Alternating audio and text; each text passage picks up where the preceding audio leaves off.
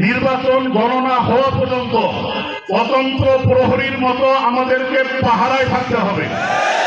যদি মুসলমানদের আমানত, মুসলমানদের অধিকার, মুসলমানদের অধিকারকে খর্বত করার জন্য কোন ধরনের অতি উৎসাহী কোন দল, কোন গোষ্ঠী কোন ধরনের ষড়যন্ত্র করে হাত নিয়ে যাইতে পারবে, জনগণের আমানতকে কোন ধরনের খেয়ালত করা, চক্রান্ত করা হলে ভোট কেন্দ্র থেকে হাত দিয়ে বাড়ি যাইতে পারবে না।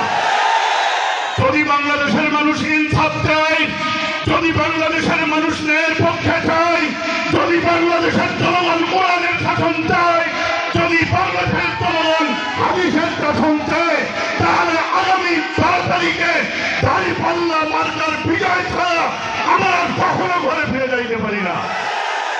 আমাদেরকে বলা হয় নারীরা আমাদের হাতে নিরাপদ নয়। আরে মায়ের কাছে মায়ের থেকে মাসির তরফ তোমাদের বেশি হয়ে গেল। একদল হলো বাংলাদেশ ইসলামিক জামাত ইসলাম। সেক্ষেত্রে অপপ্রচার চালানো হইতেছে। সন্ত্রাস দুই ধরনের হয়, একটা হলো অস্ত্র সন্ত্রাস, একটা হলো তথ্য সন্ত্রাস। মাজলুম কোন মুসলমানদের উপরে, নিরীহ নিরস্ত্র কোন মানুষের উপরে যখন অস্ত্রের মাধ্যমে আক্রমণ করানো হয় তাদেরকে বলা হয় অস্ত্র সন্ত্রাস। আর তথ্য সন্ত্রাস আরেক ধরনের সন্ত্রাসী আছে, যারা তথ্যের মাধ্যমে জনগণের দৃষ্টিকে ভিন্ন দিকে প্রবাহিত করতে চায়। এই তথ্য সন্ত্রাস আমাদের মিঠাপুকুরের মধ্যে নতুন। তারা চক্রান্ত করতেছে, নারীদেরকে বুঝাইতেছে নারীরা জামাত ইসলামের হাতে নিরাপদ নয়। তারা বুঝাইতেছে মসজিদ মাদ্রাসাকে এরা ধর্মের একটা ব্যবসায় রূপান্তরিত করেছে। তারা মানুষকে বুঝাইতেছে বাংলাদেশের মানুষ যদি দাঁড়িপাল্লায় ভোট দেয় তাহলে এরা জান্নাতের টিকিট দিচ্ছে। বলেন এই মুহূর্তে এই পর্যন্ত, প্রথম থেকে এই পর্যন্ত কেউ কোনোদিন বলেছে যে দাঁড়িপাল্লায় যদি ভোট দেওয়া হয় তাহলে আমরা জান্নাতের টিকিট দিয়ে গেলাম? তাহলে বুঝতে হবে এটা শুধুমাত্র এখানকার ষড়যন্ত্র নয়, এই ষড়যন্ত্রের ধারাবাহিকতা দাদাবাবুর দেশ থেকে তাদের এজেন্টরা, স্বৈরাচারের দোসররা যারা এই তথ্যগুলো ছড়াইতেছে তারাই হলো স্বৈরাচারের দোসর। যে মানুষটাকে আপনারা দেখলেন, এই মানুষটার উপরে এমন কোন নির্যাতন নেই, করা হয় নাই।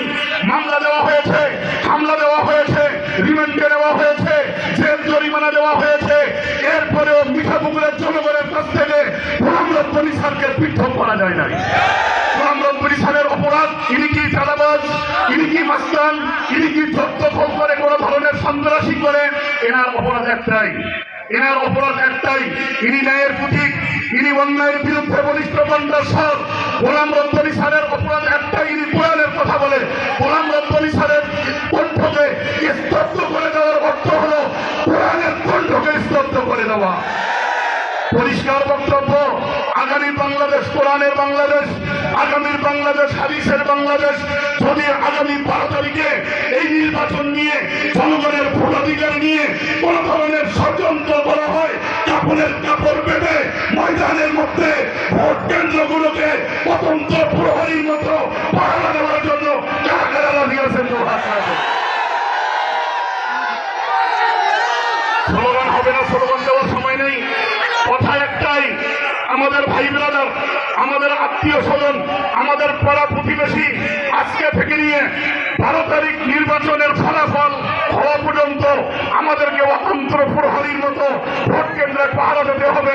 যদি কোনো স্বৈরাচারের দোসর টাকা দিয়ে ভোট নামক আমানতকে কিনতে আসে, গ্রামের কবির সঙ্গে তাদেরকে বেঁধে রাখবেন। নাসরুম মিনাল্লাহি ওয়া ফাতহুন করিব। দেখা হবে আগামী রাজপথে ইনশাআল্লাহ। কোরআনের পক্ষে, হাদিসের পক্ষে, ইসলামের পক্ষে রাজি আছেন, নিজের জীবনকে উৎসর্গ